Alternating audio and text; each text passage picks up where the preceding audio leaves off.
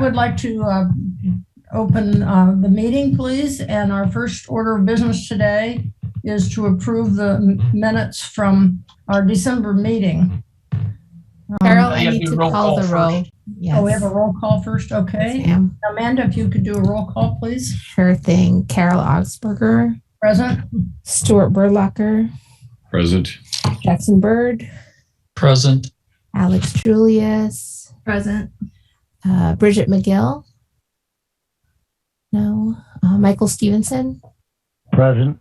And Kevin Sanderson. Present. All right. We have a quorum. Okay. We'll approve the minutes now from our December meeting. And I would like to just get a clarification under item C, Amanda. It would appear that there's some missing text. Okay.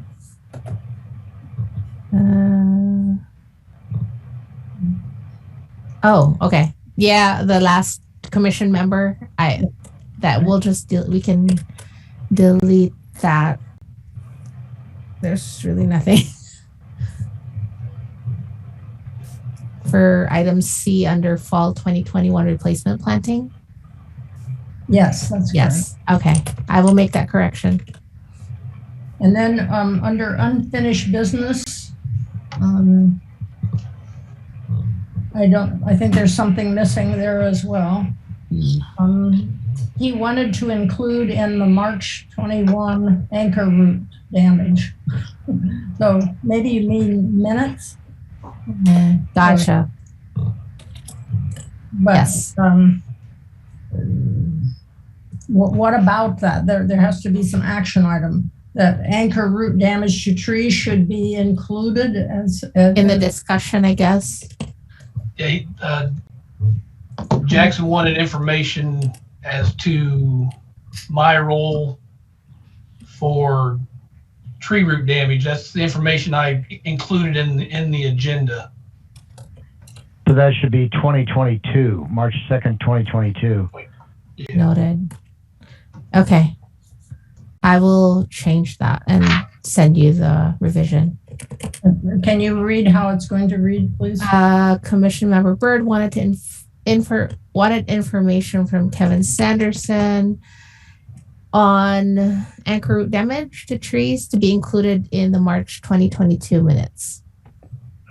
Let's say during sidewalk construction projects. Yes. Yeah. So but that is not on our agenda unless that's what all those emails, all those attachments were about with the 2018 and 2019 engineering reports. Yeah, that's the information for that agenda item.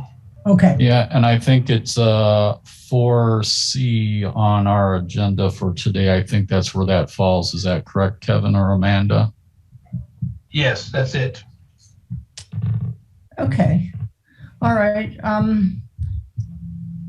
So I think we need some motions to accept these changes, and then we'll have another set of motions that approves the whole meetings.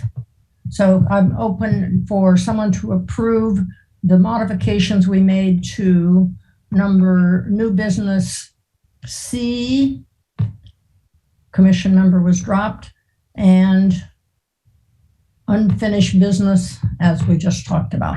Does someone want to motion that? I so move, Michael Stevenson. And there's a second, please. I second. Stuart Burlacher. Okay, all approved with these amendments to the December meeting minutes. We'll have a roll call.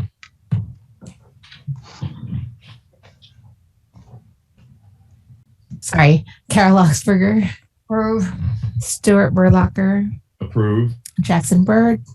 Approve. Alex Julius. Approve. Bridget McGill. Michael Stevenson, Approve. and it has passed. Okay, the next thing we will ask for is a motion to approve these minutes now, which are the, I make a motion to approve the minutes as agended or amended. I'll I second. will second that motion, Michael Stevenson. wait, I'm sorry, I don't approve. I noticed the date is wrong on it. The date says March 4th, 2020. So, I will change that to December 1st, 2021. okay. I don't think we need to go through all that again, but now that we have the right date and we've approved the amendments, let's have a roll call on the final approval of these minutes. I'm sorry, who moved that it be approved? I didn't catch that.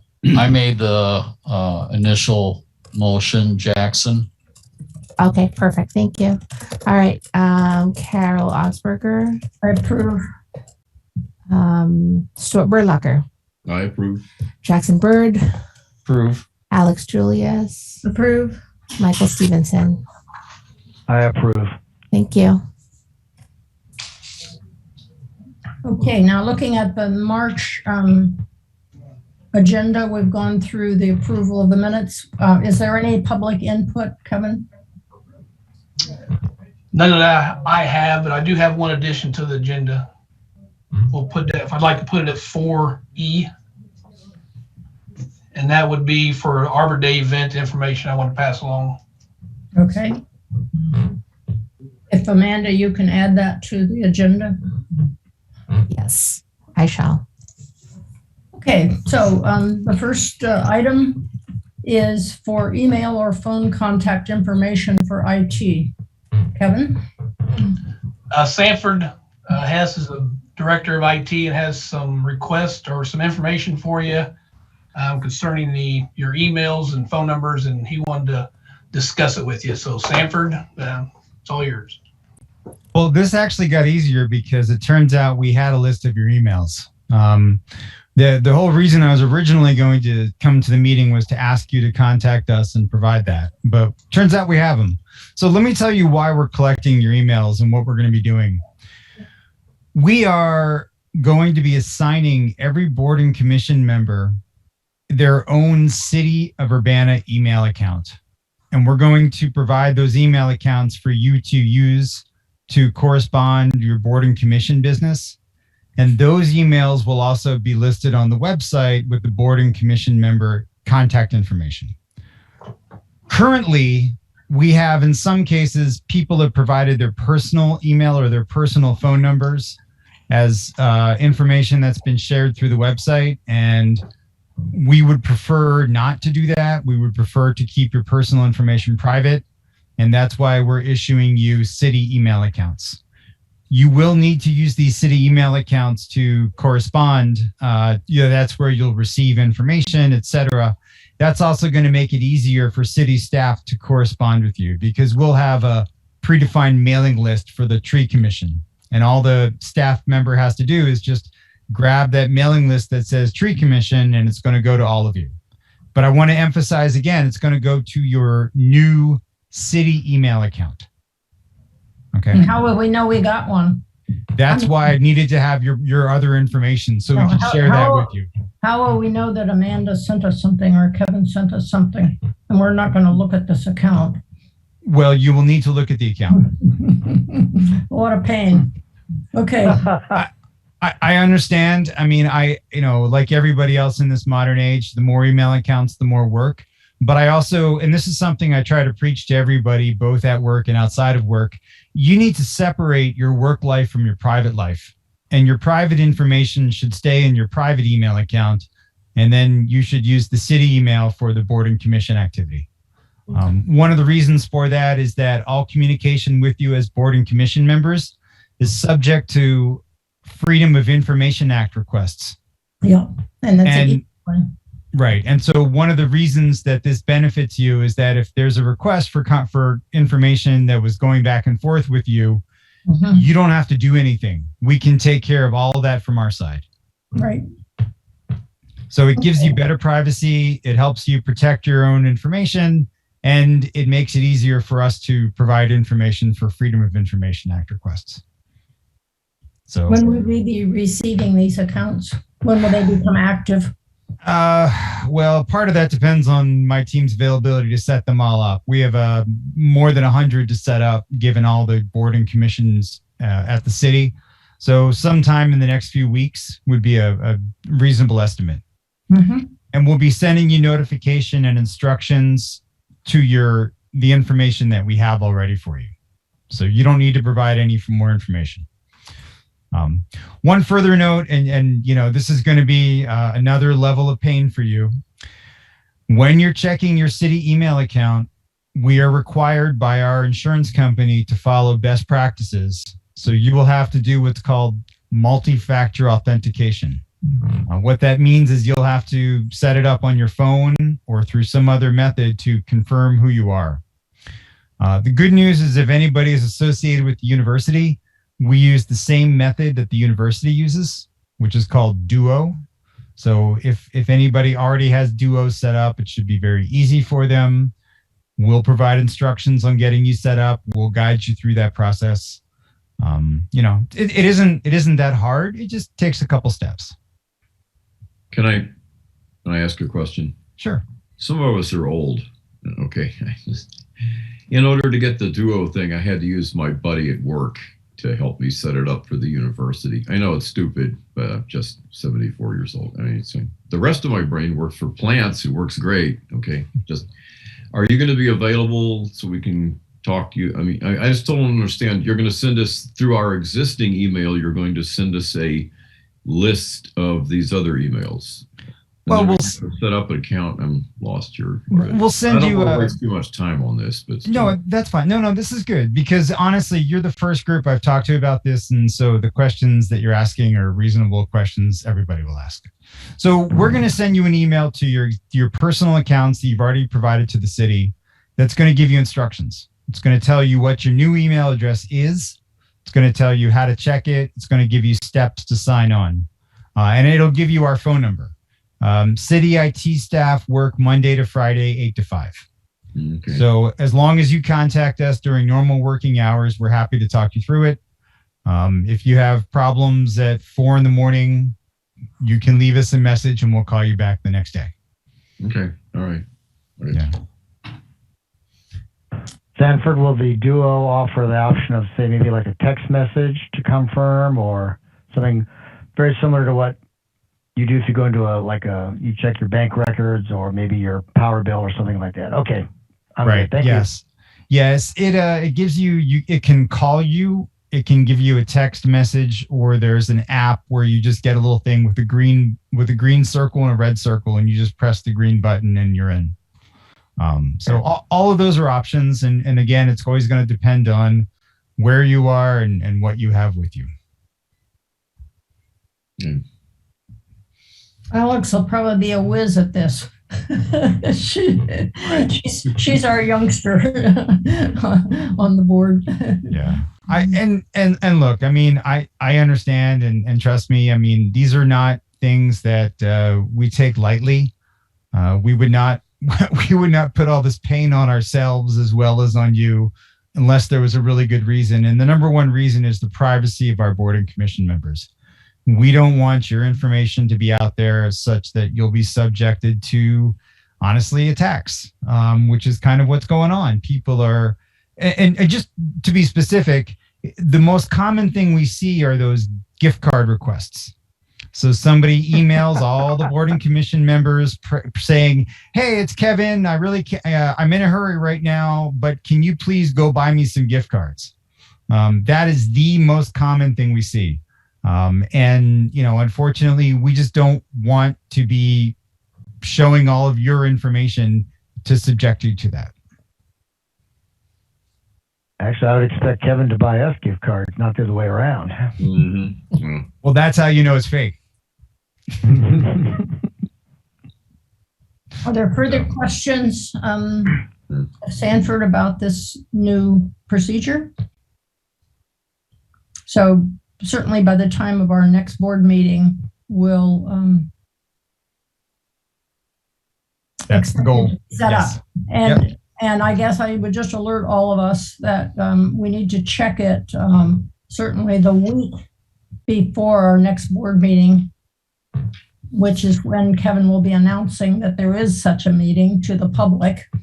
And then subsequent to that, check it sort of daily when Amanda sends us all of the attachments and things that we'll be using in the meeting. So there are really 2 times you need to check in, I'd say. I may send out a trial run on your current emails to say to check your city email account, if make sure you did receive it. Mm-hmm. That's a good suggestion. But what Okay. if there's a citizen who is protesting the removal of a tree and Kevin needs to alert us to an emergency meeting? Will we be checking that email account then? Well, I would give you 2 answers on that. First of all, there's nothing that prohibits Kevin from contacting you, particularly if there's an emergency meeting. There's nothing that prohibits him contacting you in other ways. But the other note is that, such a meeting would be advertised on the website, and, an agenda would be posted 2 days in advance. So there should be time to talk to everybody.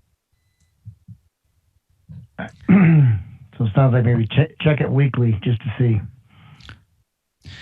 And this is a level of detail I wasn't really planning to get into, but you would have the ability to set up a rule in your new email that forwards your emails to you, and we'll provide some instructions on that.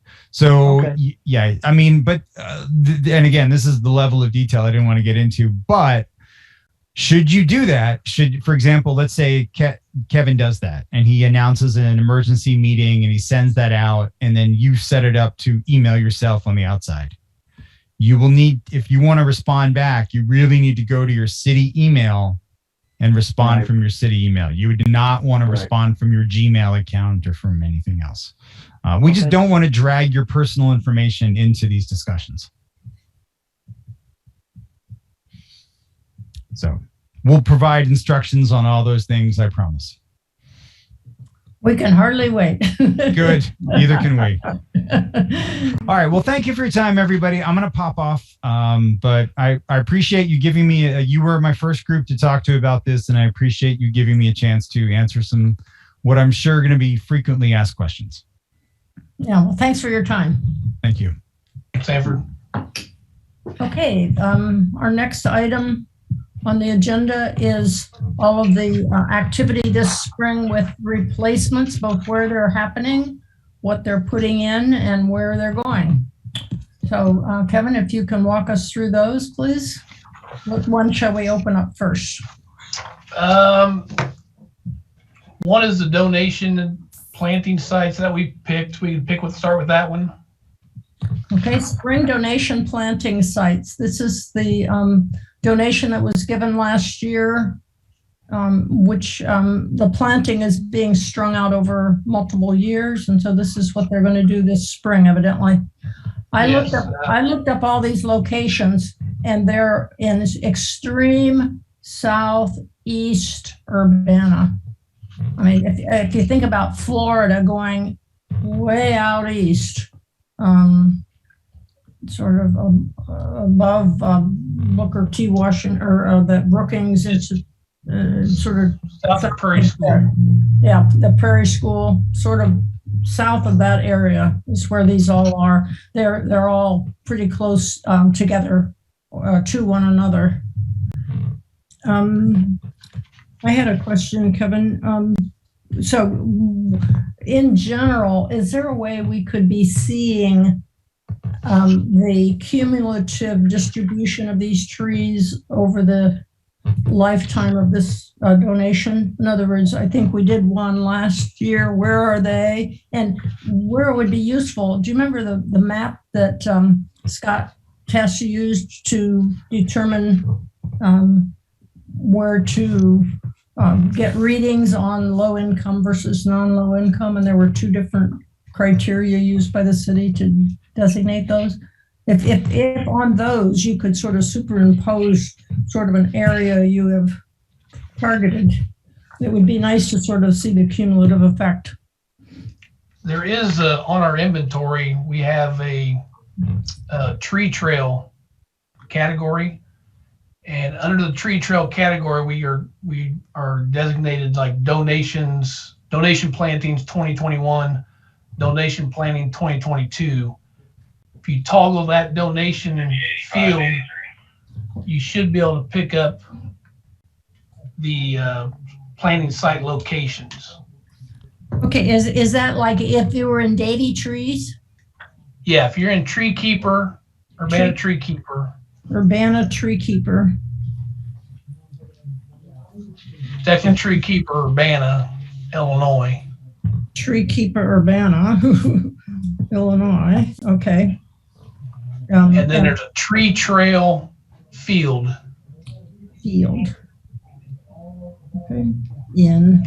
Okay, so there is such a place. You've already taken care of that. Yes, that's how we are tracking the cumulative tree plantings. Now, in the work order system, we're tracking other material and man hours in our work order system. That is not it's not kept in Tree Keeper. Right. And it is my understanding is that you use the temperature as sort of a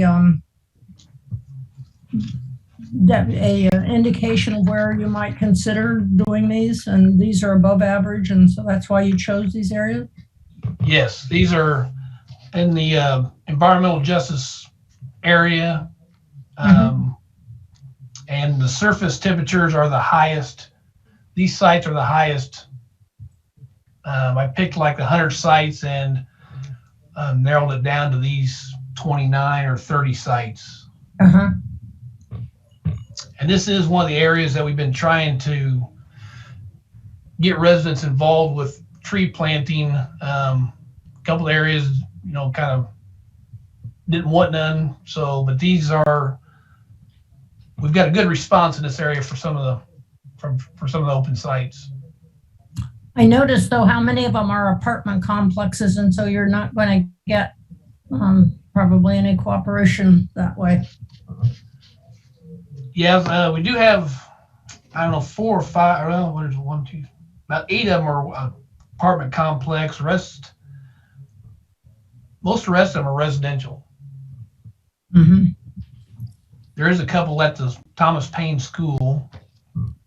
Yeah. I'm curious, Kevin, where on the right of way are you going to plant the 3 trees for Thomas Paine? I'm actually trying to coordinate with the school district as to where to plant them. After I picked the sites, I was out spotting them, and it's kind of a sloped area right on the north side of Thomas Paine, south side of Florida. It is. I also would point out that I walk by that school a lot, and the school has tried to plant trees in their land, and invariably they're knocked over by the children and broken.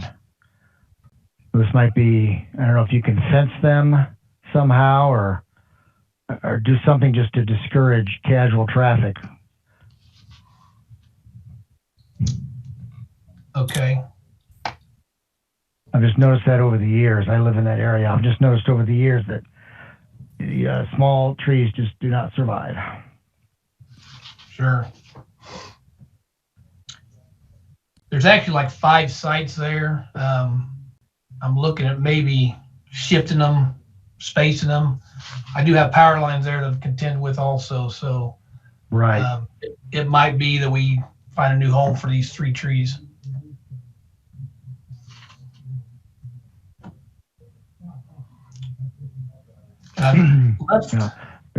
There's a more level spot right by the parking lot, but again, you're right. There's a power line right above it, so yeah, it's going to be a tough spot to pick. I've picked hornbeam to go in that area since the power lines, but like I said, these sites are open once I meet with the park or the school district and determine where we're going to plant them at.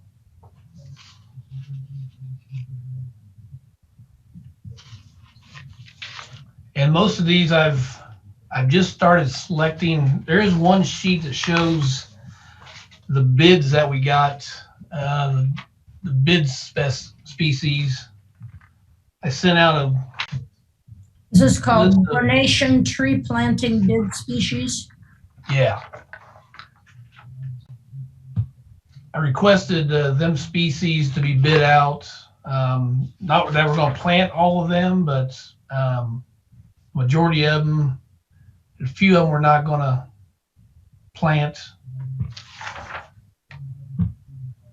For the most part, we've got 3 of all of that list going in.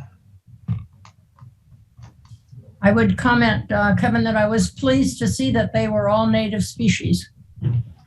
Yeah, I've been working hard to try to stay with that mindset.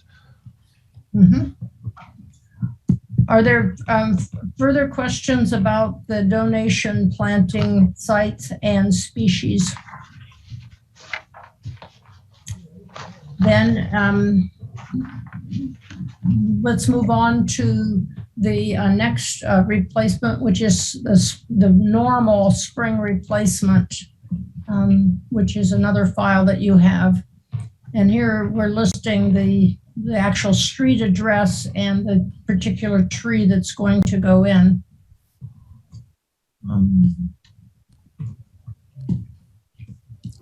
I do have one question, Kevin. Okay. A columnar oak is an English oak. This area is a very tight area. It's downtown in a tree pit.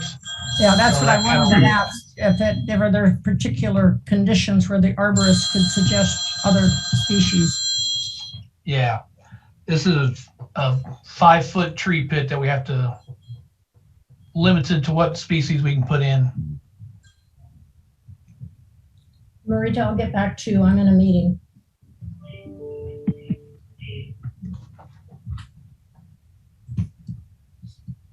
Okay, and there are no native species that are columnar? I know we've had the pear problem. A tulip. Yeah, I noticed you had a columnar tulip up here, tulip tree. I think the columnar tulip in that area would also be too bushy, or too much of a canopy, I do believe. Mm-hmm. Is that an American tulip tree or the Asian one? I assume it's the American one. Yes. Okay.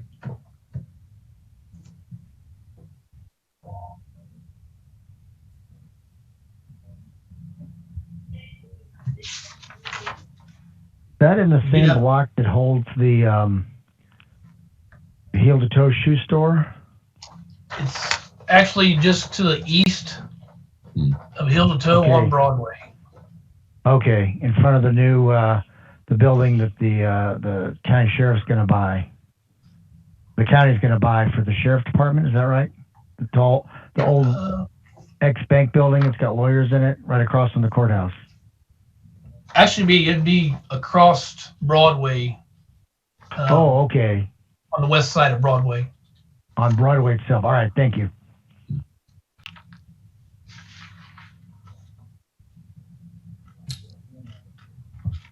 Are there further questions about these replacement tree choices? Okay, are there any action items that need to be addressed with this item on the agenda, or can we move on?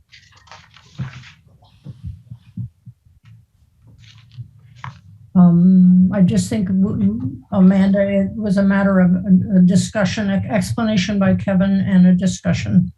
And then the issues raised largely dealt with native versus non-native species. And then And the non-native were judged to be necessary because of site conditions. I will make a note. Thank you. Are there any other issues with 4B under new business? Okay, let's move on to the next set of files that were sent that have to do with the city's plan and the restrictions placed upon any kind of construction and development and how it affects particularly the tree and shrub species that are planted in those city-controlled areas. So which one shall we open up first, Tom? Well, there's a lot of information here. I know Jackson, we discussed the tree root damage, and I don't know if we want to go clear through all of this. It's engineering right of ways, there's engineering review plans, there's community development or zoning ordinance that really just touches some of the, the planting.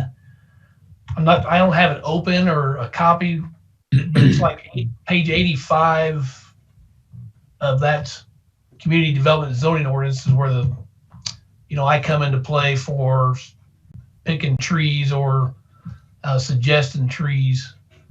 I think the engineering right-of-way standards is the one that Jackson was concerned about for the digging near tree roots and issues of that nature. And basically that is, the contractor will give right-of-way permit. Engineering will look at the permit. If there's a tree issue, then they will ask me to get involved with their construction work that they'll be doing. It doesn't always happen, but sometimes it's the contractors don't abide by their permits, and this is a hard one to kind of follow up on, I guess. Yeah, thanks, Kevin, for the information. I do ride my bike to work, and I usually take different bike paths just to add diversity to my bike rides. And during the summertime, I do see some things, and I always wonder if you were aware of some of the construction work and some of the damage that I've seen on some of the trees. I think I mentioned the example from the last time was the large sycamore tree on California, where 6 to 8 inch diameter roots were being severed and just left sitting there, and it didn't even look like they were made with clean cuts. They were kind of maybe ripped out with a backhoe. So I appreciate the information you sent, and I appreciate everyone's busy schedule, and I guess one of my questions I have is, what involvement do you have when the engineers sit down and look at these site plans and review them? When I was city forester up in Bismarck, once a week there was a specific day and a specific time when all the department heads got to go to these meetings and review the site plan. So as city forester, I went to these meetings and I got to review every single site plan that went across the engineering department's desk. And if it had any tree component, I was able to bring up concerns or questions or whatnot at those meetings. And this basically let the contractors know that as the city forester, I was now aware of future projects, and I was going to possibly be keeping my eye on those sites or have my staffs keep an eye on those sites. So that's one of the questions I have is, what involvement do you have when the engineers get these proposals from the contractors to do excavating, and what involvement do you have to voice opinions at these meetings? I don't get involved with the meetings. The only plan review I will C it comes from community development on new buildings or new parking lots, whatever planning is being proposed. That's the only review I actually have. I do engineering. I do get involved with like the boring. We do an on-site, pre-on-site construction meeting that we review with the contractor. What I'm looking for, what the engineer's looking for. They propose what they're planning on doing, but as for sitting down weekly or with every plan that comes out, I don't get involved with that. If the engineering department sees something, I guess we rely on them to pass along to me or get me involved.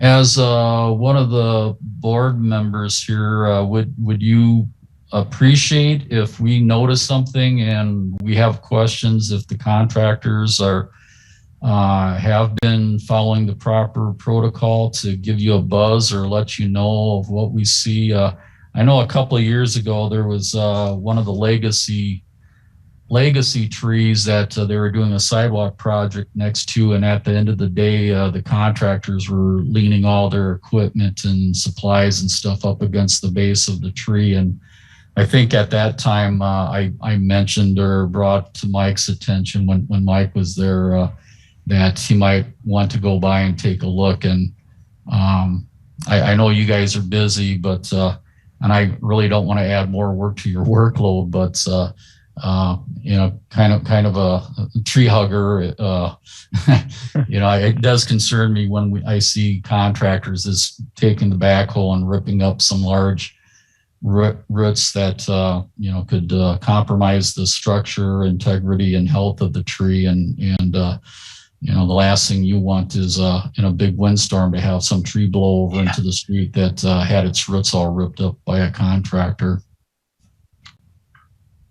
Yeah, by all means, if any of the members see something out of the, that isn't right, it's definitely email me or call me. Or we did have an issue just this fall.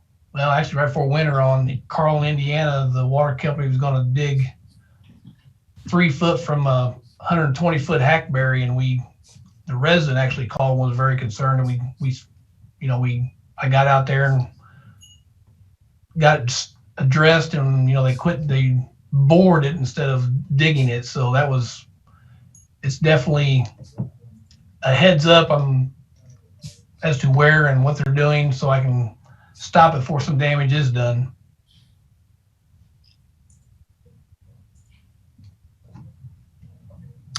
All right. The other question I had was in the lengthy document of the zoning ordinances. I noticed that the section about buffer yards and things like that. I was kind of looking at the very limited. It seemed like it was a limited number of trees and shrubs that were available. Is that you have the potential to expand that and add trees or delete trees as time goes on, or I'm hoping that's not a set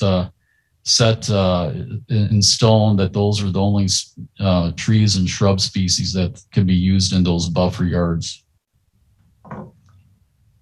This is page 81, if anybody's interested. There are 2 tables that list the trees and the shrubs. 81. Right. And there are many, many, many that are non-natives. The shrubs are almost all non-natives. And this is it's an old ordinance that hasn't been updated for quite a few years. I think 2018 they did some revisions to it. I think the species is even older than that. I was looking at that myself, and I've been putting on my agenda to update that at some point. I hope work with CD and get it updated, especially for native trees, and widen the species list just for more variety. So do they choose the trees? You don't have any say in what, I guess the developers are proposing for the city property? Yeah, the developer sends out what they want to plant. Some of them might not be on this list, but I have the authority to reject their planting species and make suggestions. Mhm. They have this ordinance. They know what species are supposed to be using, but again, like I said, it's an old list and it needs updated. Would that have to be approved by the city council? If you alter the tables in that ordinance? That's where I need to, get into with CD and find out what the steps are. I would guess it probably has to go through city council to have it amended or changed. Mhm. Well, I think in keeping with our general plan that we have approved here within the commission, that is an item that should be followed up on. There are a number of species on here as well that are on the invasive species list. Oh, yeah. Barberry, Japanese barberry was one I noticed. Euonymus. And I also saw that sawtooth oak is on the extension invasive list, which I didn't know.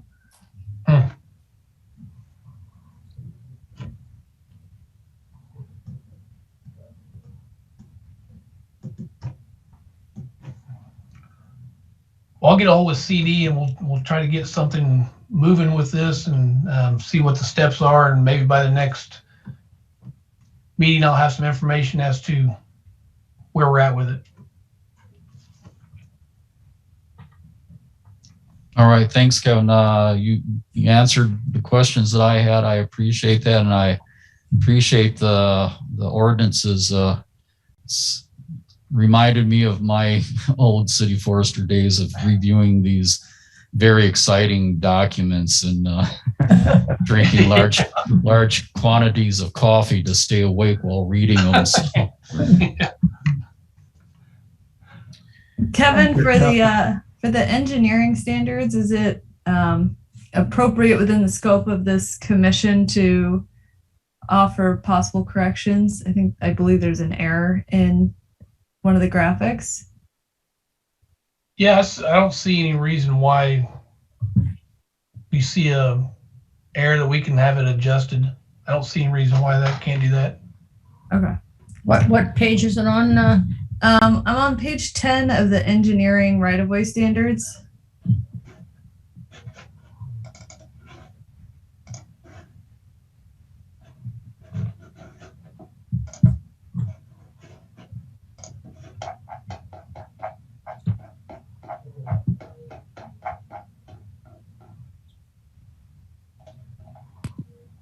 What you got there, Alex? So my interpretation with the small trees, we're saying a minimum of 4 feet from the trunk to the fencing, but the graphic is showing 4 feet from fencing to fencing, which would make it half the size it should be. So if you look at the medium to large tree, the 12-foot minimum is showing from the trunk to the fence. Oh, I see. Yeah. So I think the table's right, but I think the graphic is just showing the arrow in the wrong place. Okay. That's figure number 4, right? Figure 1 is what I'm looking Figure at. 1. Yeah. Figure 1. Okay. There you are. All right. The other question I had was just, I think if you read between the lines, you can infer that the small trees are up to 9 inch in diameter. So I'm thinking if someone wanted to be a bit dodgy, if you had a columnar tree, then your drip line is going to be a lot smaller. So I don't know if it was worth it to define more explicitly what we're considering a medium tree, a medium to large, since those are not based on drip line. So we could up to 9 inches eliminate So yeah, if you said like small tree is up to, and that's already getting to be a decent sized tree if it's a 9-inch diameter tree. Yeah. I almost feel like a small tree is up to 4 inches, but I know that makes for a bigger protection zone.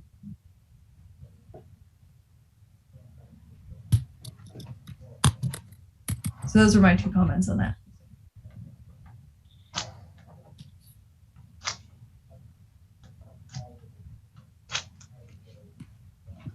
All right, I'll look at that. I'll discuss that with them. Thanks, Kevin.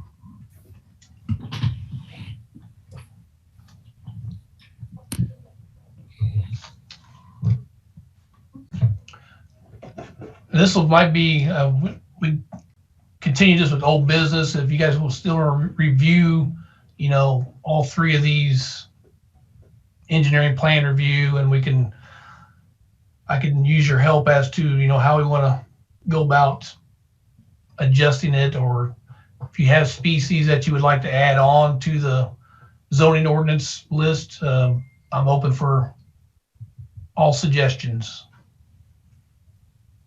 I was mostly looking at the ginkgo. We might want to specify. Yeah.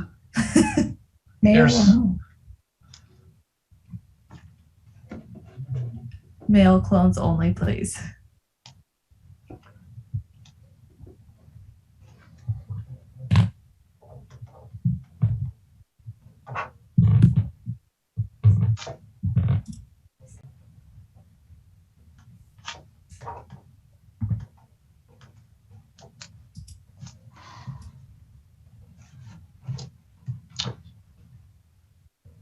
So we'll have this on our old business for our next meeting.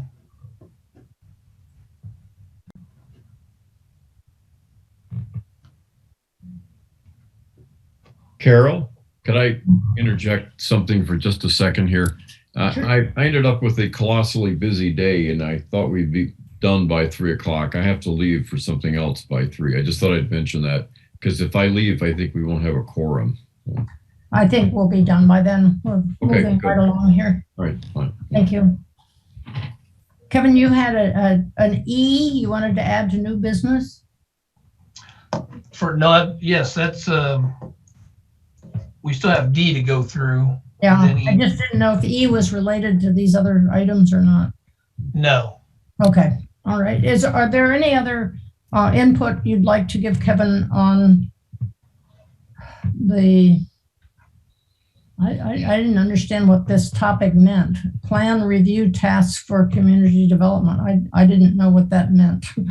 And I still don't know. Are you being asked to review it, or you happen to be reviewing it, or it came up because of the anchored tree question last time, or? It came up because of the anchored tree question that was brought up, and I just kind of went through all the reviews and ordinances and right-of-way issues that I deal with for tree structures or protection or planning, whichever.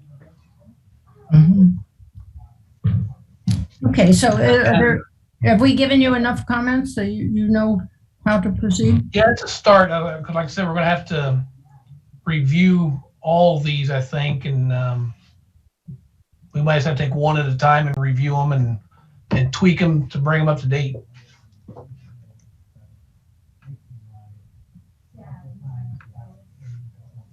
Okay, then I guess we'll expect that to be on old business for our June meeting, and whatever you have been able to get ready to take to the city, I guess. Actually, be a September. We've eliminated the June meeting. Oh, okay, September, all right. Okay, then let's move on to new business D, the vacancy that's come about because of Marshall Belleville's resignation from the commission.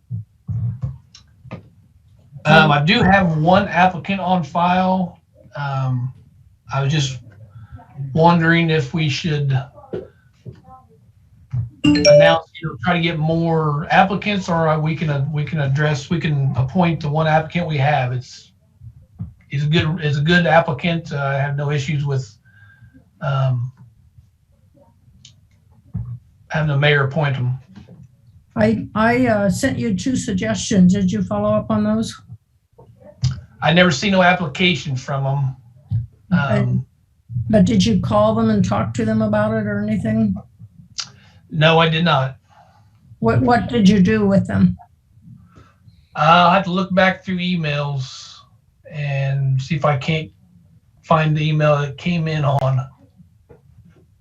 Because I think sometimes, even current, I think the reason I'm on this is because someone like Stuart or someone talked to me and said, would you consider, I think these people need a little bit more encouragement than just, do you want to apply? Here it is. Sure. I mean, applications are online for the boards. I could reach out. Like I said, I'll look back at my emails and try to find the contact information and send them an application. Is that within your scope, Kevin? I mean, I feel like it feels like if you're personally reaching out to people, that they're going to feel like they're assured a spot, versus it's our responsibility as citizens to take that step. If someone's because I'm really the one that recommends the applicant to the mayor, so seems like a conflict. Yeah. I would think if someone's committing to being on the commission, they can commit to filling out the application. That would be my suggestion. Is if you have contact information for them, Carol, is just send them tell them to look at the website for an application to fill out. What website are we talking about? The city of Urbana. It should be under board and commissions. Alternatively, can we have like a media push from the city of Urbana for people to apply, so it's not coming from you? Should be able to. So I think that's how I saw a social media push on Facebook asking for applicants. I can ask our communications coordinator to do a push for tree commission. That to me feels a bit more impartial than having the city arborist reaching out personally. No, at least some of us are here because of colleagues and friends who, as Carol mentioned here, I think John Cheeseman may have tapped me to, I don't know, probably most of you don't know John, long retired. But anyway, the personal connections are a good way to seek people out. It is, but also it can feel a bit Inbred. a bit good old boys club if it's only word of mouth. I agree with that. I see the need for that to be cast a broader net as well. I'm not trying to say we shouldn't do that. Okay. I think as Alex was mentioning social media, and as citizens, it might be better coming from us than the city. I'm in the the East Historic Urbana, or HUNA, Historic East Urbana neighborhood. And I think a lot of the other neighborhoods have those historic designations. And if you're following those things on Facebook, that might be a great place to post something. Is this, put a little post on your neighborhood historic district saying, hey, the city of Urbana is looking for another tree board member, consider it if you're a tree hugger, and here's the website. Would you do that, Liz? I'm in 1 or 2. Will you do that? Yeah, I could post on my face. Like I said, I think it's the Historic East Urbana Neighborhood District or something like that. But I could post something out there. And like I said, there's historic areas for the whole city.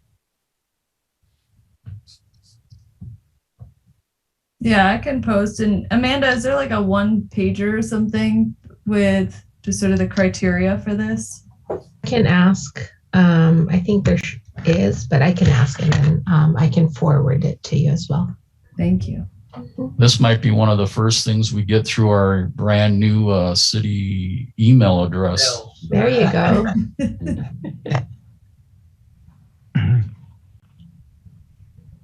I just took a quick look at the application. It's the same application for every commission there is. You just fill in the blank spot what you want, what you're interested in. Pretty easy to fill out. It's on the city website, Michael. Yeah. Yes.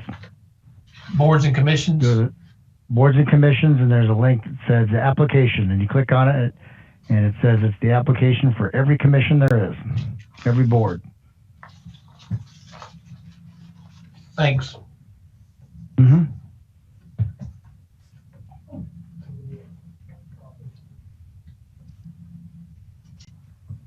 That was good input, Alex. I'm glad you caught that.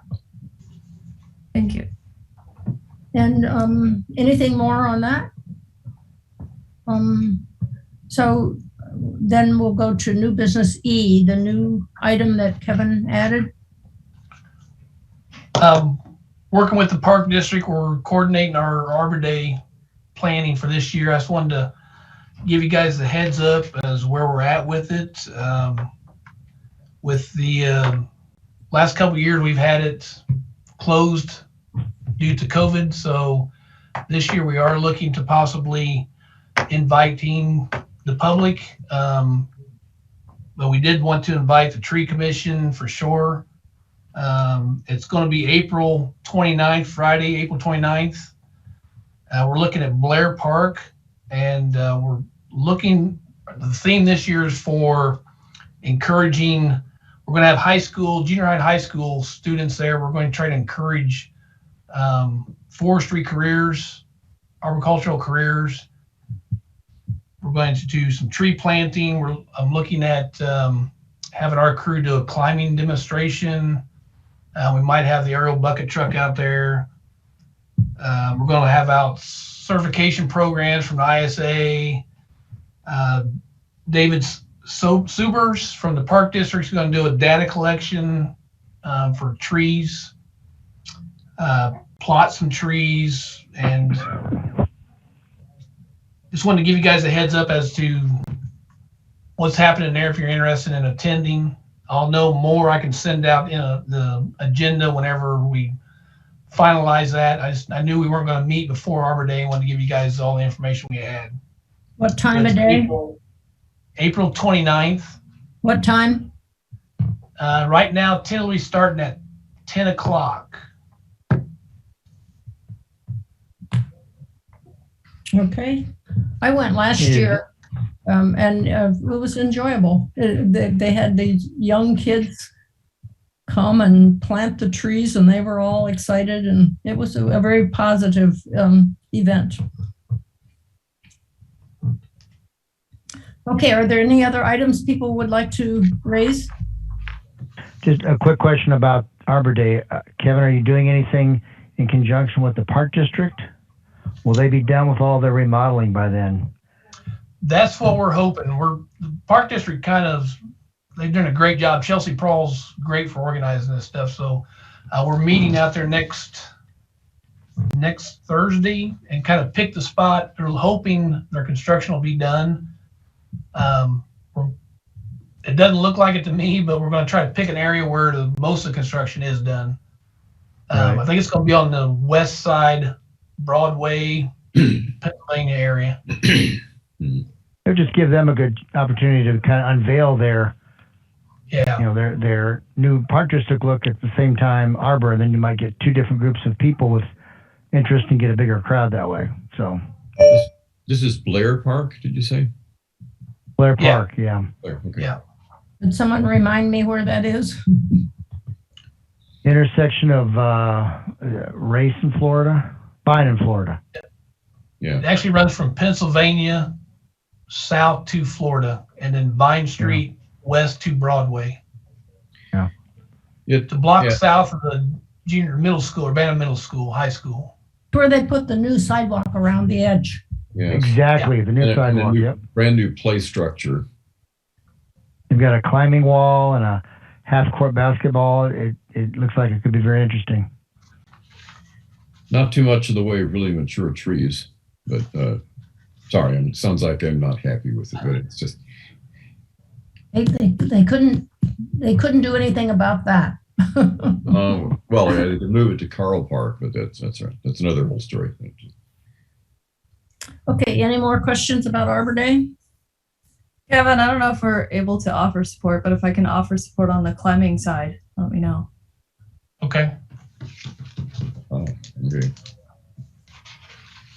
We're definitely going to have a couple stations for the climbing aerial and then passing out certifications and any type of information we can give the students if they want to pursue that career. Gotcha. Okay, then I'm open for a motion to adjourn. So moved. Michael Stevenson moves that we adjourn. Alex said first. Okay, Michael Stevenson seconds. Okay. All those in favor? Do we have to have a roll call for this? Let's just do one. I don't think we do for this. Okay. All right. Okay, then all in favor of adjourning? Say aye. I Okay, so we'll see you again in September is our next meeting. If not Arbor Day. Yeah. Okay, thanks for everything. Okay, thank you. thanks. Thank you. Bye. That's all. Thank you. See you guys.